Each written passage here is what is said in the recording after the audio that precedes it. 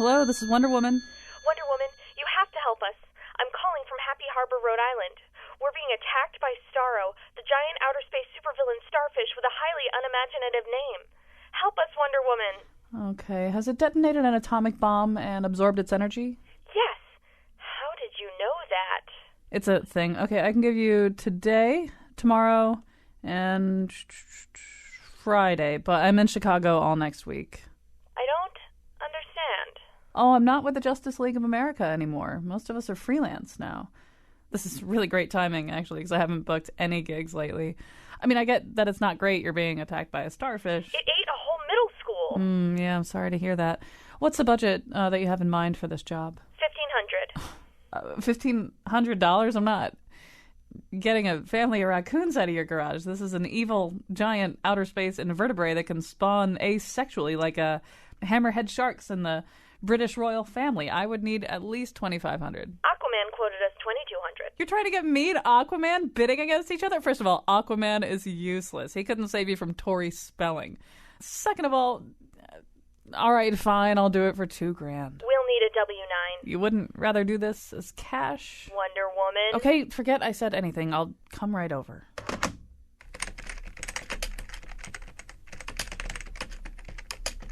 By the enlarged prostate of Zeus, where did I save the PDF of my W-9? Freelancing sucks. I can't even go fight the starfish without getting all my paperwork in. The rest of you listen to this show about the gig economy. And now he moonlights as a dermatologist, Colin McEnroe. Which doesn't really make sense when you think about it, because I probably could make more money as a dermatologist full time than I could moonlight as a public radio person. I didn't think that through very carefully. Actually, in all honesty, that intro was really easy to write, and this show has been sort of interesting for me to think about, because for most of my life I've been one of several kinds of freelancers, and that has included what I do now, which is I do this full time. But I mean, I have a pretty widespread freelancing career on top of that. I am trying to find the PDF of my W-9 to get it to somebody right now. I am waiting for a payment on something that I handed in 2013. But I have also at other times in my life, for a brief period anyway, been a full-time freelancer. And so I know whereof I speak a little bit, but I don't really, because we're talking about so many different things here when we talk about freelancing. Anyway, we're going to talk about this shift in the economy, in which so many formerly full-time positions are now displaced into the world of the gig economy, the freelance economy. And we're going to start out here with Professor Gerald Friedman, professor of economics and chair of the Department of Economics at the University of Massachusetts at Amherst, and Professor Richard Greenwald, professor and dean of the School of Humanities and Social Sciences at Brooklyn College, CUNY. So, Professor Gerald Friedman, I'm going to start out with you. One of the overarching questions here would be, as we see this trend towards fewer full-time employees, more people who are contingent workers or freelancers or whatever we want to call them, has anybody been able to kind of quantify how much of this represents simply employers shedding FTEs, getting rid of them because they're too much trouble, they're too much expense, and how much of this involves choice, people sort of saying, oh, no, actually, I'm going to leave my job as a public school teacher or, an actuary, and I'm going to work as a freelancer because I like that idea better. Do we know how much of this is volition and how much of this is imposed? We don't have a direct measure of that. Nobody has gone and done a Gallup survey of people asking that question. At least I don't know. I am unaware of any. But we do have a sense of that by looking at the time trends for when the gig economy of freelance work, part-time, involuntary part-time work, when that has expanded, when it's contracted. I mean, there have always been some workers who've chosen to work part-time and some workers who've chosen to work freelance. But the real expansion in those numbers started in the early 1980s, when the economy was doing very badly. There was a lot of unemployment. Companies were in a position to hire people cheaply on the free market, and started looking to replace their permanent FTEs with part-timers, gig workers, etc. And the use of these part-timers and gig workers expanded through the mid-1990s, and then it declined. There are surveys by the by the Census Department of types of employment where they've tried to estimate the size of the gig economy, and it contracted a bit when we had full employment in the last years of the Clinton administration. And from there, it increased, and there's abundant evidence that it's expanded dramatically since the Great Recession of 2000 began in 2007. Yeah, and I wonder about that, whether that particular thing represents a specific kind of sea change, too. So 2007, 2008, we have this recession, and then we eventually start talking about a recovery. And I think recovery meant to us in the past that jobs would be coming back, the full-time jobs would be coming back. But it looks more this time like, well, some of the low-paying jobs are coming back, and a few of the higher-paying jobs are coming back. But there's really kind of almost this permanent hardening off of that contingent worker sector. Yeah, well, there are two things going on. One is in terms of jobs, this is the weakest economic recovery since World War II. We've had about 12 or 15 recessions since World War II.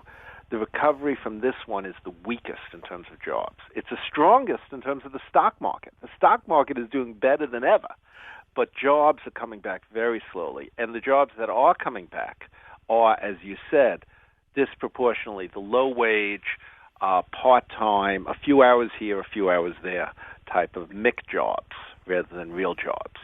And that's the change is that employers used to want to lock workers in because they were afraid that, well, if we need somebody and we have to go onto the outside market, we won't be able to get anybody. Right. When you have full employment, that's your fear. But now we're in a stage of the American economy, the neoliberal economy for the last 40, 50 years, where employers are pretty confident that they'll always be able to get people on the outside. As we go along here, by the way, if people want to call in, we're going to talk later in the show to people who have made this move, where they may disproportionately represent people who feel happy and successful about making this move, as opposed to people who don't. But I think we'll hear from those people too. The phone lines are open. We're live here in the afternoon. 860-275-7266. 860-275-7266. Professor Richard Greenwald, one of the things that you've done is attempted a kind of taxonomy of this whole market of contingent workers. It's not just one kind of worker. You've broken it down in different categories. So run us through your categories.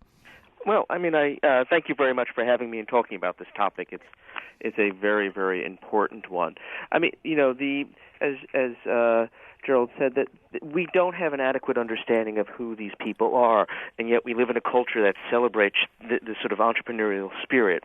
So, there are people doing this for all hosts of reasons. So there are the independent contractors, the folks who are doing it as to support themselves. They're doing it either for creativity or for their brand identity. But many of them are actually doing it because they have no other choice. There are the moonlighters who do this. These are folks who might be working 9 to 5, but are doing an occasional job on the side, and they're competing in this marketplace. There's, also the temporary folks who are doing this. So folks who are in between jobs, still searching for a full-time job, but they're doing this consulting until they can, find something else. And then there are the folks who are doing it, and they think they're running small businesses, or they are running small businesses. They're a small business of one, and that makes it very difficult to capture a sense of or the pulse of this, group, because it includes blue-collar workers, white-collar workers, professionals, those who aspire to be business owners or think of themselves as entrepreneurs, and those who are, sort of trapped in this endless cycle of running from gig to gig faster and faster. Gerald Friedman, it seems to me pretty obvious why employers have made this kind of paradigm shift, right? I mean, there are just so many ways in which they can be a lot more flexible. They can lay people off very easily, and get rid of people very easily. They don't have to go through the procedures for firing or layoffs. They don't have to offer benefits. There's a whole bunch of advantages, and it makes them more flexible. Are there any advantages left to having FTEs? Yes, and that's the thing I was going to say. Yeah, there are advantages, but we also have to explain why this wasn't the strategy followed by most American businesses into the 1970s, because there are advantages to having FTEs. You can train them. They learn to work together. They become more productive by working together. They're there when you need them. You don't have to go looking every day to hire people at the factory gate or whatever. But there are times when it's more convenient, when you can, if you know there are going to be a lot of people at the factory gate willing to work for very low wages, then having those FTEs starts feeling like a burden. On the other hand, if there's nobody waiting outside looking for work, then you're really glad you have those FTEs. And also, if you're thinking about having a first world company, a company that's going to be producing products that can compete with Germany, then you need skilled workers. You need trained workers, people who are used to working together, people who have become more productive over time. On the other hand, if you're looking to compete with some other economies that I won't mention that produce low quality, crap stuff, then you don't need such skilled people, and you may be looking for just low wage people. So it's a matter of corporate strategy. Do you want to be Mercedes, or do you want to be making Mercedes, or do you want to be making Yugos?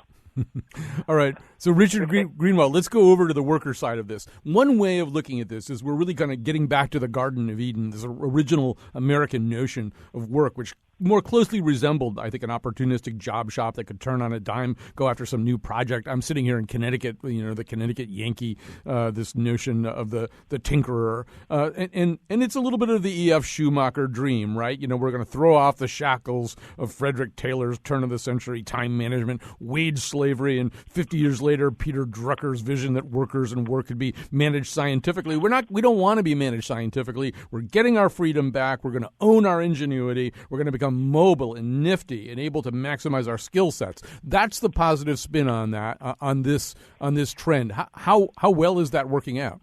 I mean, getting back to and tying this into what Jerry just had said, the market, for corporations is really either in the high end or the low end, right? So they're spinning off really high-skilled, sort of the kind of work that is very specific and in the moment, that they don't need to have that kind of worker on 52 weeks a year. They might just need to bring them in for 2 months. And then there are all the low-skilled back office things that can be done much cheaper, right? So for the high-end, highly skilled, highly sought-after professional, this is probably a blessing, because they can float from company to company, gig to gig, and they can get paid exceptionally well. But that's a very, very small percentage of the folks who are doing that and living this way. The vast majority of the folks who are doing this are barely getting by.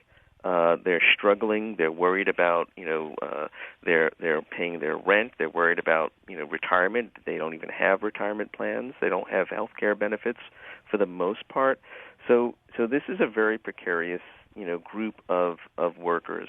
And I think what has happened culturally is that we've revived this notion, sort of the Horatio Alger notion of it's all you. It's pluck and luck. If you're in the right place at the right time and you have the right knowledge, you can make your own opportunities. And what we're forgetting about is the structural limits to this. The more and more people who enter this marketplace, and it's, we're talking about nearly, 30 to 40% of the American population, working population. The more people are entering it, the more competition, the lower the wages. So the fewer people will be able to rise to the top, and those that will not be doing it, through, the the great idea necessarily. They might be doing it because they've learned how to figure out how to capitalize on the competitive nature of that market. So, one of the things I've noticed is folks who've talked about being models themselves as being successful freelancers have created an environment where they're actually hosting or marketing to other freelancers. They're creating co-working spaces. They're creating apps that freelancers will use. So their success is based on the continued pressure within their own sector. I just to sort of stay with us for a second. Well, actually, let me just switch gears. I can come back to it. So, Professor Gerald Freeman, let's think about the person who either wants to become a freelance independent worker or thinks he or she might have to anyway. For a long time, there was a bar that you had to clear, and the pole that you needed to clear was healthcare.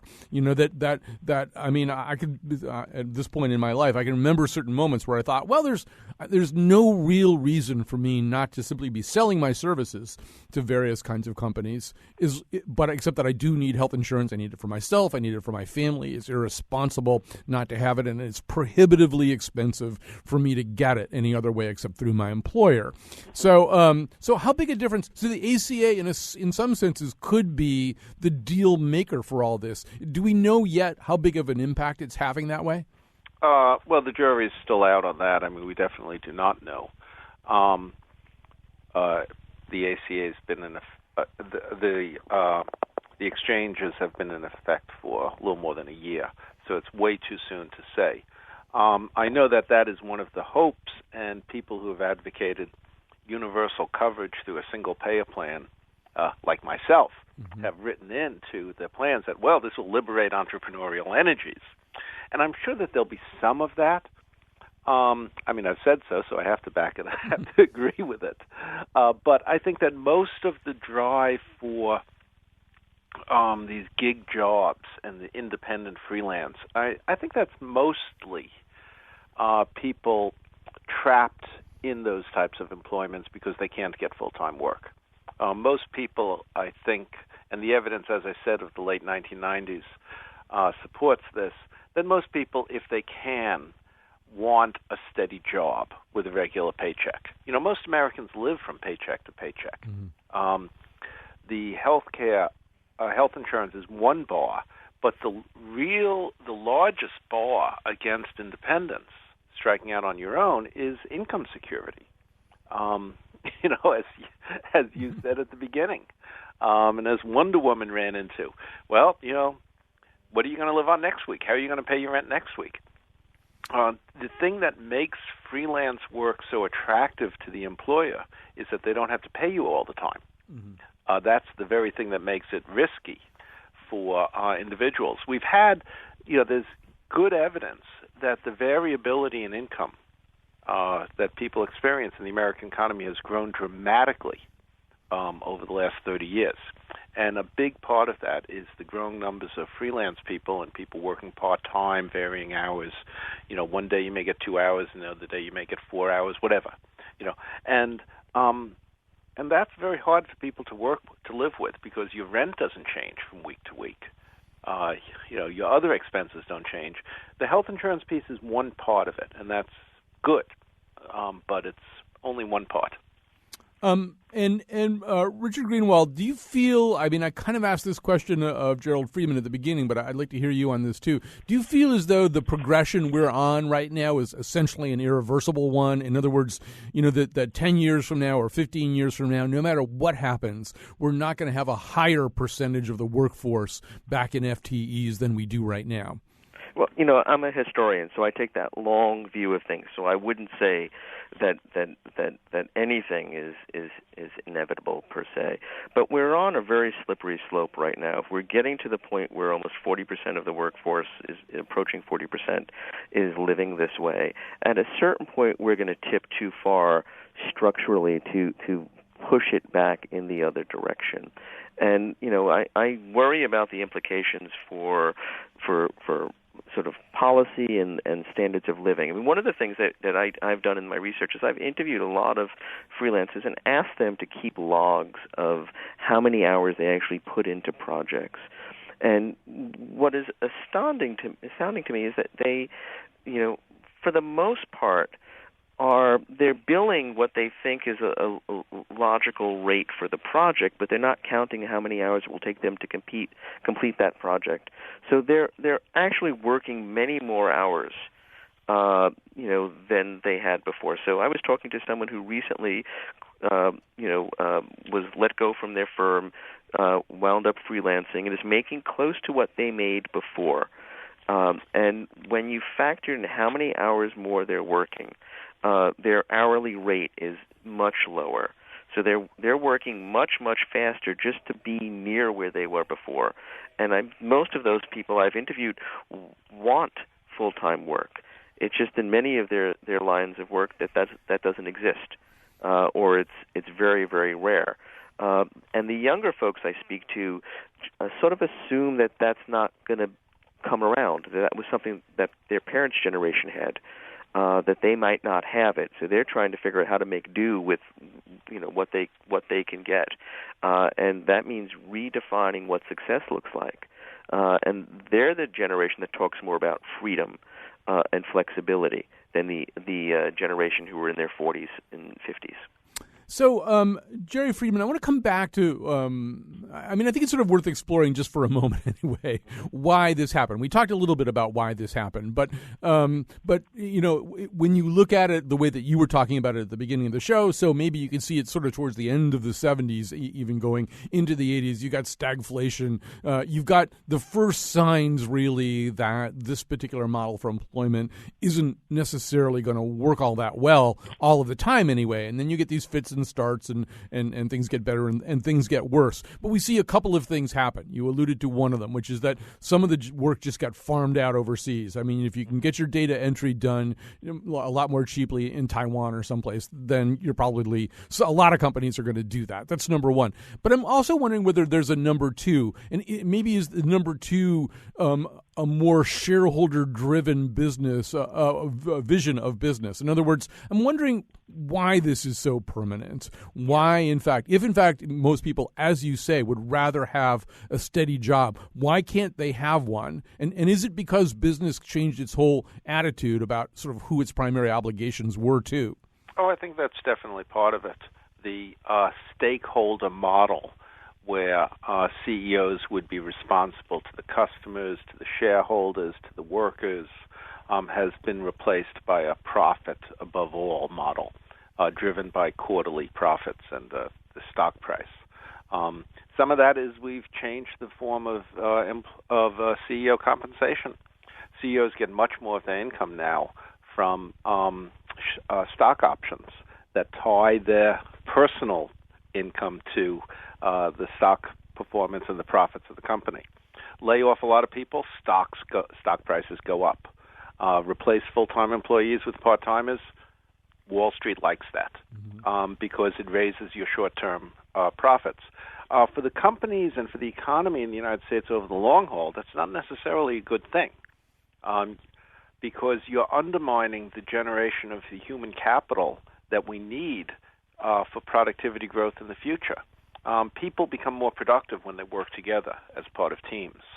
And, for example, my mother-in-law used to be a copy editor at Norton, where she actually went to an office, and there were other copy editors there, and they would talk to each other at lunch, they'd go share ideas, they'd walk into each other's office to get help, and they built a culture around doing a good job as copy editors and becoming better at the work by working together.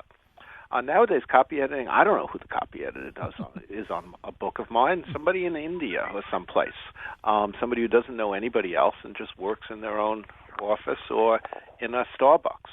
And they don't get better. They don't become more productive. And our economy is going to suffer from that. But in the short run, the publisher's making more profit. Right.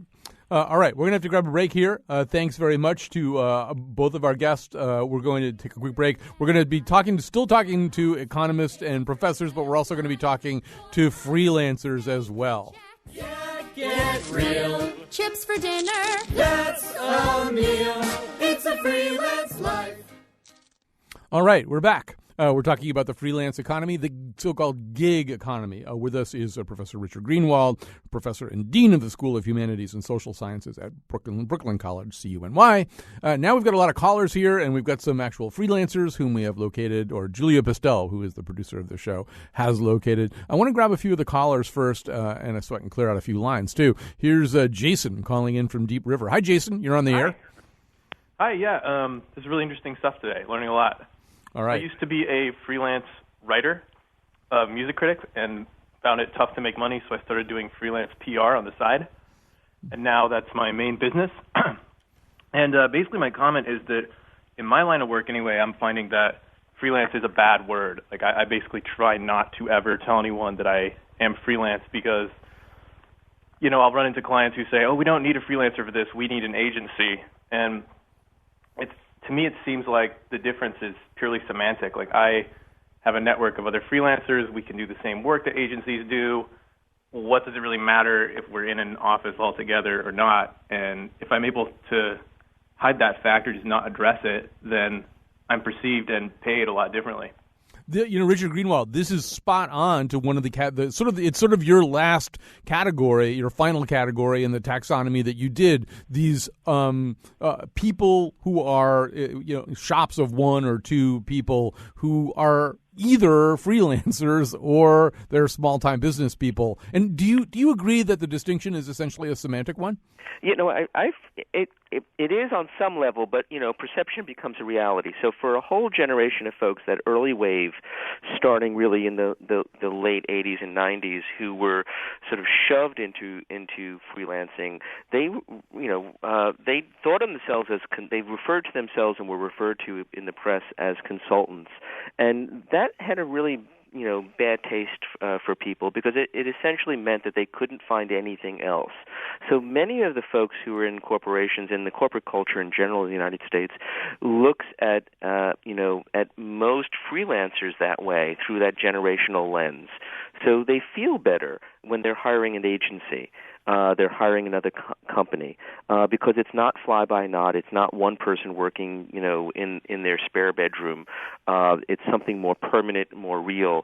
But it's in some ways an illusion because many of these, if you look at and Jerry can talk about this, if you look at the numbers of job creation, many of those new jobs are actually just, what we're talking about, these individuals who are sort of creating a business of themselves and they're employing themselves. So they're the new employee in the new calculus.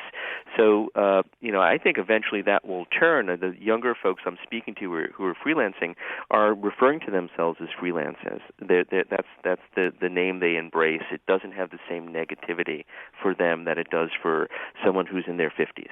Yeah, I think that's true, that we have sort of, and you really are almost getting into a sort of status recognition pattern. So yeah, there's a generation of people who do, I don't know, they react to certain kinds of status presentations. I'm thinking of the TV series Better Call Saul, where he's constantly trying to conceal the fact that he doesn't have a secretary, that he's a lawyer who's working out of the back of a nail salon, and he's faking the voice of his receptionist. There's this whole idea, if you're somebody, you ought to have an office, you ought to have a receptionist, you ought to have all this stuff. But it does seem as though we're at some generational tipping point on that, where, in fact, somebody who's working out of some kind of co-working space or something like that could be much cooler and more desirable. Yeah, I mean, if you look at the co-working spaces, when they first started, they were designed to become or to essentially give the illusion that they were actually offices. Right? You had your own telephone number. You had a receptionist who answered your phone and took your messages. You could bring a client there, and they would never know that it was a shared office space.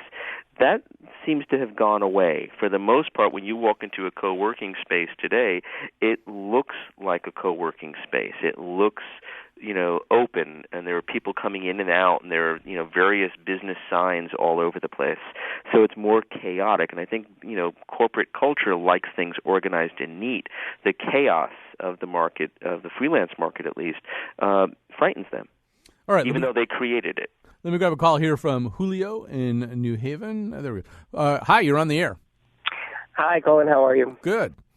So I just wanted to add that I'm working in this thing called the Fair Work Week Initiative, and what we're trying to do is talk about what is given when it comes to notice to hourly workers, and we just released a report.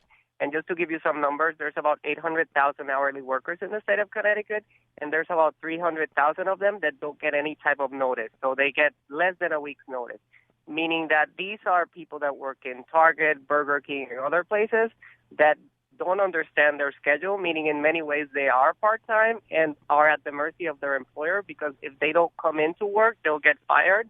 But if they don't know their schedule, they can't plan their schedule. So they're in this vicious cycle where they can't really do anything to further themselves. And this is because in many ways they don't have any control over what's happening with their lives. Yeah, and there's even been some attempts to redress this at the legislative level, right? I mean, there's some attempt being made to look at this whole area of the kind of gray area of employment. Yeah, and that's more or less what we're working on right now. We have a couple of ideas on how we could improve it. We are talking about providing notice to people. We're talking about stopping on-call, which is becoming a big issue with healthcare workers. But this is the future, and it's a sad future because people can't really plan. So it ends up being us, the taxpayers, the one who end up flipping the bill, because if these people don't get hours, they get another job. So at the end of the day, if nothing happens, we, the taxpayers, end up paying and subsidizing what the big companies are doing. So, Richard Greenwald, this is sort of an interesting point, that there's this whole other sector of the labor economy that isn't exactly freelance. They have jobs, and the term notice has morphed, right? It's mutated. Getting notice used to mean you're getting fired. Now getting notice means having any idea from day to day, from week to week, what schedule you'll be working. Yeah, I mean, I would argue this is a continuation of a freelance sort of economic culture, right? So starting in the 1980s, much of the sort of back office work, and particularly in white collar areas, that had been made into projects. I mean, Drucker talks about this. So you're dividing up and subdividing up like we had done as a nation to the assembly line work, or blue-collar work. We subdivided the work out in the white-collar world. So it was easier to sort of divide up. And that on-call mentality, the new logistics system for inventory also meant a new logistics system for people. And so retail is a perfect example of this. They have now, they put all their workers on call. They treat their hourly wage workers as if they were freelance workers. And if they don't show up, they don't show up. They don't get paid. They're told when they have to work. There's no relationship there anymore. It's all transactional and all economic. And the pressure is a continued downward migration of wages. So I mean, we're if you're looking at contingent work, and if we look at freelancers, I would say that there's that in that calculus are wage workers, blue collar workers, day laborers, and the high paid IT and finance consultants. I mean, because they're all working in a contingent economy. They just some have much less control, much less flexibility, and the risks are greater for them. All right, we're going to talk to some freelancers now. And as I said, they may disproportionately represent the happy sector of the freelance pie chart. It may be a smaller sliver than what you hear here, but we're going to start with Brittany Danielle, journalist, editor, and novelist who's passionate about telling stories. It says here. But so Brittany Danielle is somebody who left a job. You were a full-time public school teacher. Do I have that right? Yes, I was. And so why did you decide to make this change? Well, being a teacher is that's a whole other conversation, but it's extremely difficult and emotionally and physically taxing. And for me, I had always loved writing, and my last year in the classroom, I started freelancing alongside with teaching. And increasingly, I found that I was much happier doing the thing that I was passionate about, which was writing. So I decided to make the switch. And how has that worked out? It's worked out pretty well so far. It's definitely different. You definitely have to hustle a lot more, especially being a freelance writer. And another one of the guests, I believe, is a writer, so he can speak to this as well. But the rates, rates are fluctuating. You have a lot more people who are willing to write for free. So the competition among writers to just get paid and have people value your work is something that is definitely a struggle. But for me, it's been a healthier experience than teaching. And so, but when you were teaching, you had health insurance, you had some paid vacation, you had some things that you'll never have easily anyway as a freelancer. As a freelancer, you're going to have to go out and buy your health insurance, and there's sort of no such thing as paid vacation for a freelancer. No. Why doesn't that bother you? I mean, I've had some, stress around financial issues. If I don't work, I don't get paid. So there's definitely you just work all the time. I'm always tethered to my laptop. Lately, I've been trying to make a concerted effort to break off on the weekends, if at all possible. But yeah, I mean, it's definitely, for me, again, the benefits outweigh the just stress of teaching. Teaching is a very difficult position. A lot of people coast through it. A lot of people, they just show up to collect a paycheck. I didn't want to become that type of teacher. I really enjoyed my students, so I wanted to make sure that we were both happy. I didn't turn into the angry teacher who's yelling all the time, and I didn't also turn into the depressed person who is taking off tons of time from work because she doesn't want to be in her classroom. Good point. All right. I want to just go back to Richard Greenwald for a second here. One of the questions that I have, and I don't know that you have an answer to this spring-loaded and ready to go, but as we talk to freelancers and contingent workers and whatever we're going to call them, one of the questions that I have is, can they ever get a leg up on some of the processes that seem stacked to their disadvantage? And I mean, for example, there was a thing going around on Twitter recently called Talk Pay, where people are just sharing how much they get paid for stuff so that workers begin to collect more information about what remuneration is, maybe can at least organize themselves at that level of information sharing. And, the notion of a freelancers union, I know it gets talked about and it's been tried, but it seems almost kind of counterintuitive somehow. Are there ways in which this huge, disparate, and often very different group of workers whose only commonality is they don't have full-time employment jobs can in some way organize themselves or share information so they get a leg up here? Well, I think you raise the question. You're right, is somewhat loaded because it gets to the sense of how folks who are living as freelancers see themselves, right? And the Freelancers Union is a perfect example. It consciously when it was created. Sarah Horowitz chose the name Union, and it didn't really play well, one could imagine, with that early group of freelancers who saw themselves more as entrepreneurs, as small business people, as producers, not employees, not workers. So it gets to this notion of how people see themselves. And as a historian, what's striking to me is if you go back into American history, into the early 1800s, you see, in some ways, a parallel. Right. So at the birth of capitalism, you have small shopkeepers, individuals who are making their products by hand, handcrafted, artisanal, right, for a customer directly. And, that seems to be now the ideal. Right, this small, handcrafted, entrepreneurial, artisanal product or maker. I'm in Brooklyn, and it seems like the entire borough is obsessed with this. But you have individuals who see themselves as the makers of something or the masters of some skill. The question really is, how are they defining their relationship to work? And how are they defining their relationship to income? And how are they defining success? More and more of the folks I'm interviewing are defining success not just economically.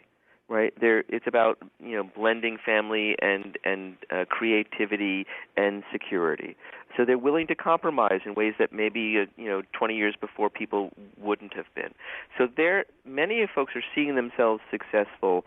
They sense that it's just a workaholic world. So always working seems to be the new norm. Everyone else is doing it, so it doesn't seem as if it were a huge, huge burden. But one of the things I think that folks who are successful have is they see this as something they're doing for the long haul. They see this as that they need to continually improve their skills to narrow their market niche. And then they need to connect to a team of other freelancers in either slightly related ways, so as your caller said before, so they could package themselves collectively as something larger than just one person. The folks that seem to be able to do that and recognize that there's needs that they can fill seem to be doing better than the folks who are just trying to do the same thing over and over and over again, because that market becomes more and more crowded. And what that means is there's a sort of one would argue, a professionalizing culture around freelancers. There are hundreds of books, webinars, podcasts, you name it, that are trying to sell the magic bullet to freelancers. If you do these 10 things, you do these 8 things, you will be successful. And not once in American history I could think of have we come up with a successful formula that works every time. First of all, Richard Greenwald, thank you so much for your time. When we come back, 2 freelancers, Chris Morgan and Caitlin Kelly, will tell you the 8 magical things that you can do that they have done to become incredibly successful freelancers.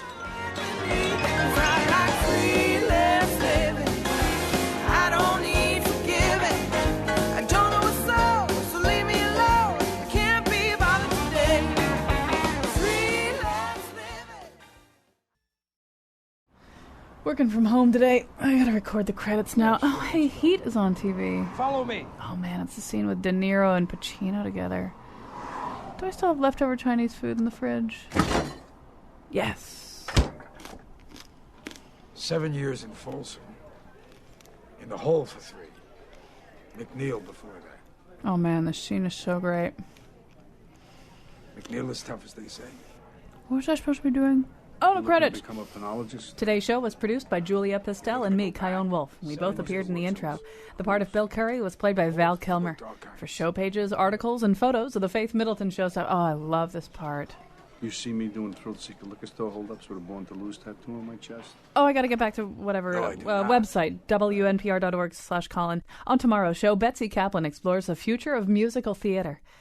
And now, back to Colin. All right. We are doing a freelance show or show on this kind of economy of people who don't work at full-time jobs, don't get their benefits from their employer, some of whom are prospering and some of whom are not. We've talked about some of the pitfalls, but let's talk to two more people who I think are basically pretty happy freelancers. Chris Morgan, freelance 3D artist and animator for Lego, Nickelodeon, and Priceline. Caitlin Kelly, freelance writer for the New York Times, author of books and adjunct at Pratt. So, Caitlin Kelly, I'm going to start with you. You are a freelancer, but you're a freelancer with many different jobs. I just named a whole bunch of them. How is that working out in general? Are you pretty happy this way? It works fine. I mean, I think the freelancers who are going to thrive have, to use the jargon, multiple revenue streams. The fact that I teach means I actually get paid every 2 weeks, which is wonderful. The challenge of freelance, which many freelancers know, is that you're often paid late. So the ongoing issue is my mortgage payment is due the same day as everybody else's, but some people like to pay 30, 60, 90 days late. So having a balance of incomes with different payment periods really makes a difference. Oh, yeah. What's the longest you've ever had to wait? I almost guarantee you I could beat it. Well, frankly, and I hope all your listeners pay attention to this, I don't wait. I send a lawyer's letter, and it works. Oh. I have actually a 2-year wait right now with one of the magazines I write for. Yeah, so, no, I don't wait. No, I'm very tough, and I send a lawyer's letter, and every time I send a lawyer's letter, I get paid very quickly. I don't tolerate it because it's not professional. I've done the work. I've given you what you asked me for by contract. you owe me the money. All right. You may have yet another job of managing my career, because I would never have the guts to do that. No problem. Happy to help. All right. So I'll just invoice me for all your consulting. I will.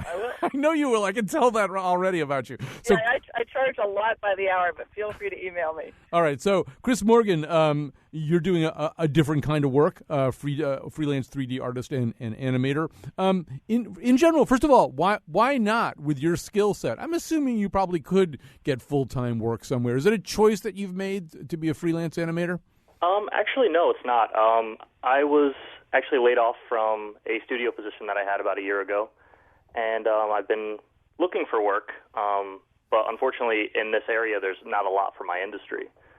So I've been doing freelance since I got laid off, and so it's not really what I would prefer to be doing. I would actually prefer to be in a studio, to tell you the truth.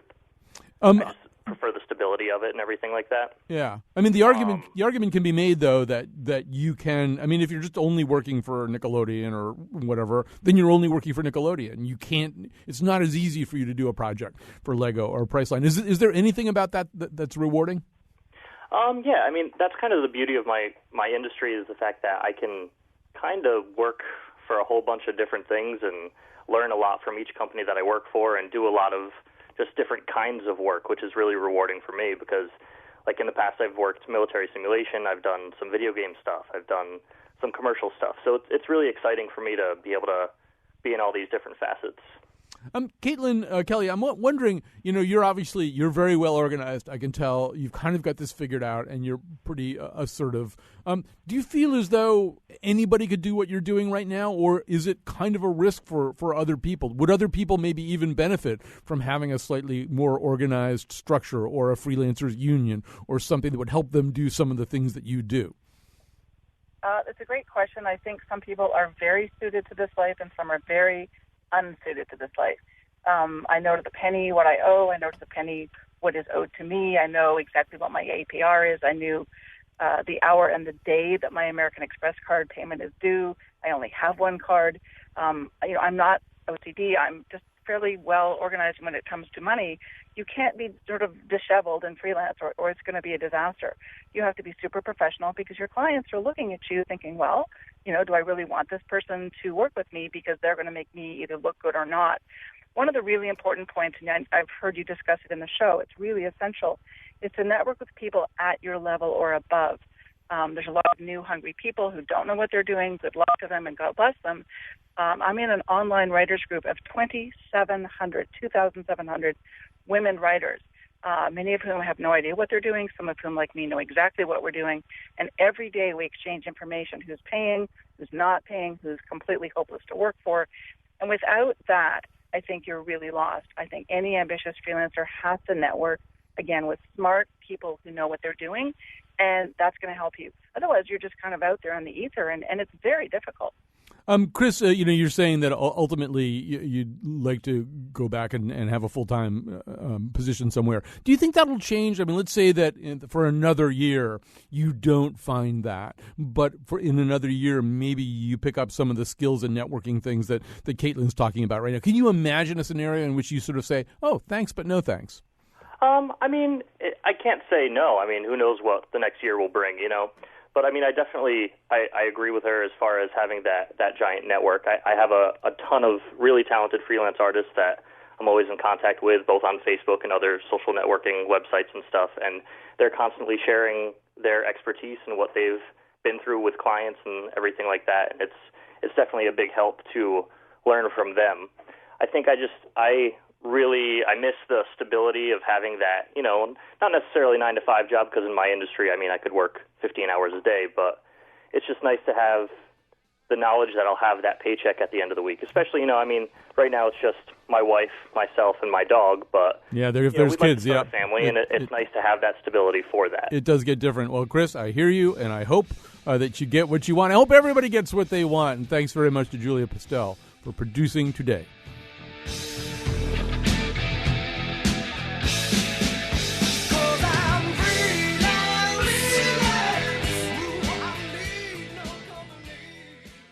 Yes, Murphy Brown is on. I love this show. Murphy, it's for the animals. Think of all those cuddly pandas. Oh, right, the panda's 25. Crap, I forgot to do the last word.